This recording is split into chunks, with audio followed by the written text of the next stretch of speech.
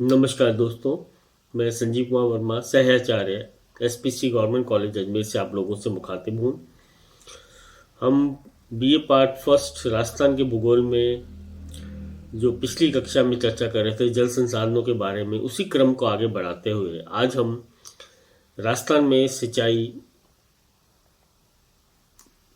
के टॉपिक्स के बारे में थोड़ी चर्चा में भाग लेंगे। राजस्थान जहाँ वर्षा न्यून अधिक रूप में और उसकी मात्रा अनिश्चित हो, राज्य के आधे से अधिक भाग पर मरुस्थलीय एवं अर्ध मरुस्थलीय शुष्क दशाएं प्रभावी हैं तथा सूखे और अकाल का प्रकोप होता रहता है, अतः यह सिंचाई का सर्वाधिक महत्व है। राज्य में कृषि उद्योग एवं पीने के पानी हेतु जल की आवश्यकता अत्यधिक है। यहाँ की कृषि का मूलाधार सिंचाई ही है। स्वतंत्रता से पूर्व यहाँ अनेक छोटे छोटे राज्य और रियासतें थी तथा उनमें सामंजस्य का अभाव था। साधन भी सीमित थे, अतः वृहद सिंचाई योजनाओं का क्रियान्वयन नहीं हो सका। किंतु उस समय भी कुओं, तालाबों, नदियों के जल से सीमित रूप में सिंचाई की जा सकती थी।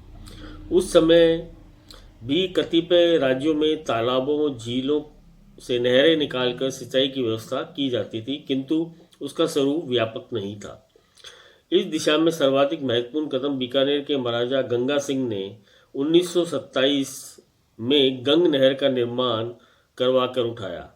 गंग नहर ने गंगानगर के मरुस्थलीय प्रदेश को हरा भरा कर उसे एक कृषि प्रदेश के रूप में परिवर्तित कर दिया। एक नवीन उदाहरण प्रस्तुत किया कि यदि मरुस्थलीय धरती को जल उपलब्ध हो जाए तो वो सोना उगल सकती है। इसी परिकल्पना पर इंदिरा गांधी नहर परियोजना का भी निर्माण किया गया।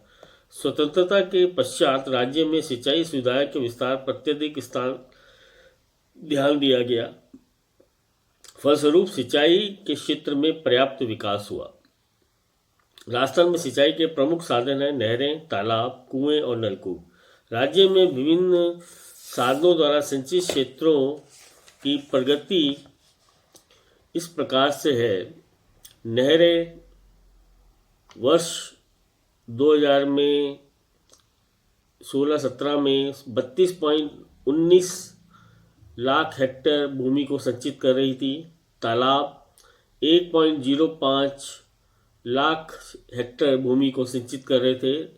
नलकूप एवं कुएं 2016-17 में 72.15 लाख हेक्टेयर क्षेत्रफल को सिंचित कर रहे थे और अन्य 1.89 लाख हेक्टेयर भूमि को सिंचित कर रहे थे। टोटल मिलाकर 2016-17 में 107.24 लाख हेक्टेयर भूमि सिंचाई द्वारा या इरिगेशन द्वारा सिंचित थी। उपयुक्त तालिका से स्पष्ट है कि राजस्थान में विगत वर्षों में सिंचाई सुविधाओं का पर्याप्त विकास हुआ है और धीरे धीरे इन सुविधाओं पर विकास होने से राज्य में जो आर्थिक प्रगति है उसने जोर पकड़ा है।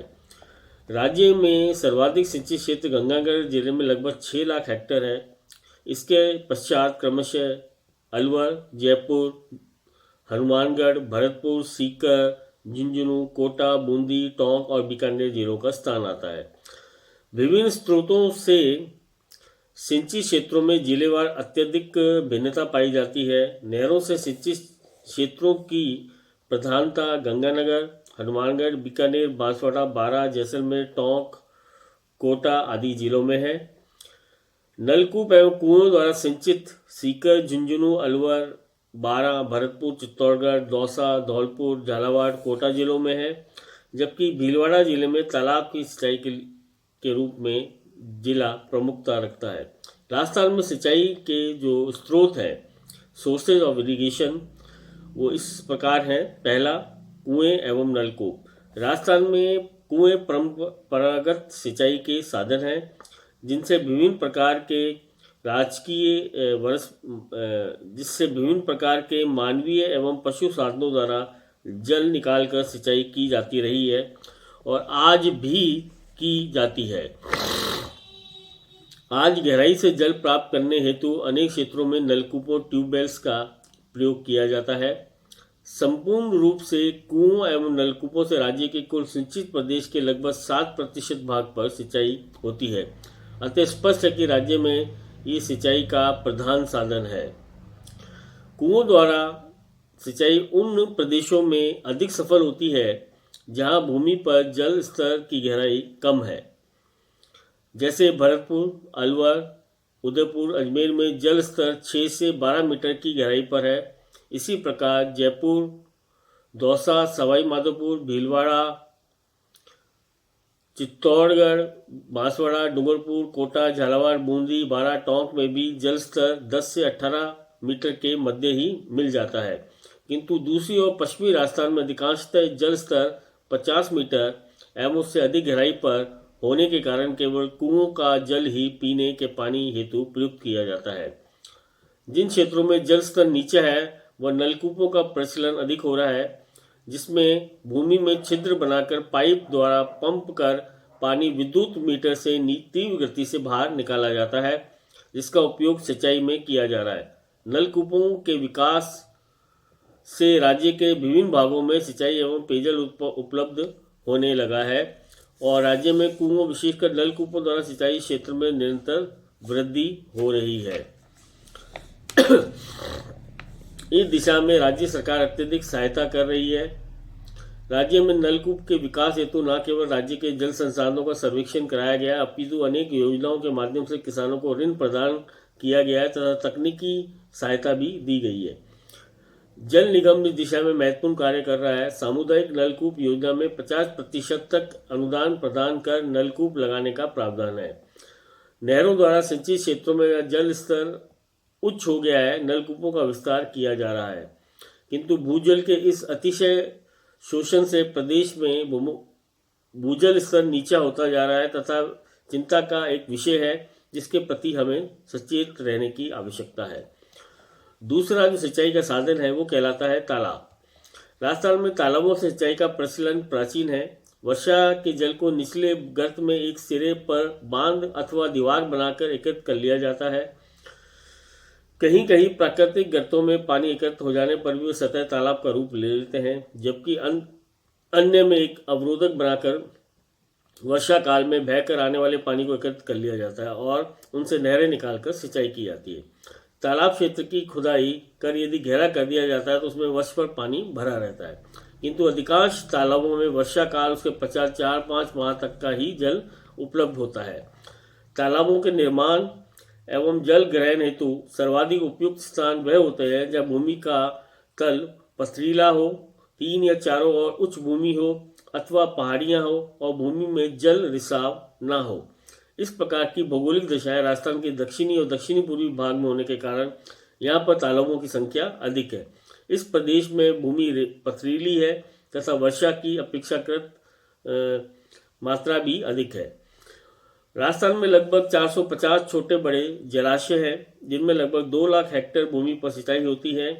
राज्य में यदाकदा मानसूनी वर्षा के कम होने से तालाबों के सिंचित क्षेत्र में भी कमी आ जाती है। भीलवाड़ा, उदयपुर, राजसमंद, चित्तौड़गढ़, बूंदी, बांसवाड़ा, अजमेर, टोंक, जयपुर, डूंगरपुर, कोटा, सवाई माधोपुर जिलों में भी तालाबों से सिंचाई होती है। पश्चिमी राजस्थान में इसका सिंचाई उपयोग नगण्य है।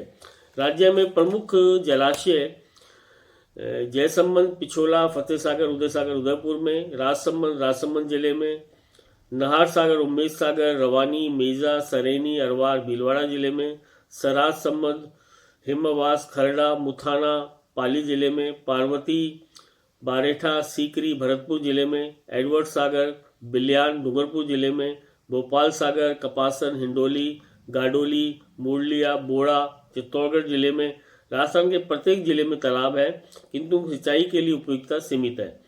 पुष्कर, कोलायत जैसे तालाब धार्मिक दृष्टि से अधिक महत्वपूर्ण है। कुछ महत्वपूर्ण जलाशयों का वर्णन झील शीर्षक के नाम से हम पहले पूर्व में पढ़ चुके हैं।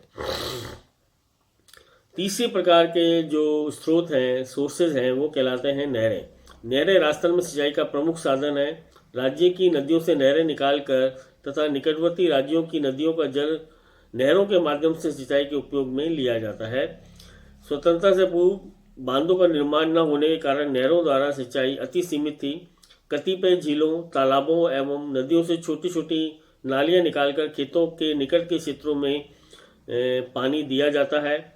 केवल तत्कालीन बीकानेर राज्य में 1927 में गंग नहर का निर्माण किया गया, जिसमें सतलज नदी के जल की गंगा नहर के पश्चिमी तटवर्ती भाग में सिंचाई हेतु प्रयुक्त किया जाने लगा। इस नहर ने इस मफसली प्रदेश का कायाकल्प कर दिया और भविष्य के लिए मार्गदर्शन प्राप्त किया। इस प्रकार हम देखते हैं कि गंग नहर ने राजस्थान में एक बहुत बड़ा इफेक्ट डाला। वास्तव में स्वतंत्रता प्राप्ति के पश्चात सिंचाई, विशेषकर नहरों द्वारा सिंचाई पर अत्यधिक बल ध्यान दिया गया। राज्य में अनेक सिंचाई परियोजनाओं को पूर्ण किया गया है, अनेक कार्य प्रगति पर है। राज्य की जो प्रमुख सिंचाई परियोजनाएं हैं वो है इंदिरा गांधी नहर, भाखड़ा नहर, गंग नहर, चंबल परियोजना, माही परियोजना, जाखम परियोजना, सिद्धमुख परियोजना, नौहर परियोजना, गुड़गांव नहर, नर्मदा नहर। मध्यम श्रेणी की परियोजनाएं जिन पर कार्य प्रगति पर इस प्रकार से हैं: भीम सागर झालावाड़ में, बिलास बारा में, सोम कमला अंबा डूंगरपुर में, पांचना सवाई माधोपुर में, सावन भादो कोटा में, सोम कागदर उदयपुर में, छापी झालावाड़ में, परवन लिफ्ट कोटा में और हरिश्चंद्र भी कोटा में। इसके अतिरिक्त गंग नहर, गंभीरी, मेजा और जय संबंध से संबंधित नहरों का पूर्ण निर्माण एवं मरम्मत का कार्य किया जा रहा है। उपयुक्त योजनाओं द्वारा नहरी सिंचाई के क्षेत्र में पर्याप्त प्रगति हुई है। अभी अनेक योजनाएं पूर्ण नहीं हो पाई हैं, किंतु जैसे ही इनका कार्य पूर्ण होगा, राज्य को सिंचाई सुविधा का पर्याप्त लाभ मिलना प्राप्त हो जाएगा। राज्य की प्रमुख सिंचाई परियोजनाओं का वर्णन हम कल करेंगे। आज के लिए इतना ही। धन्यवाद।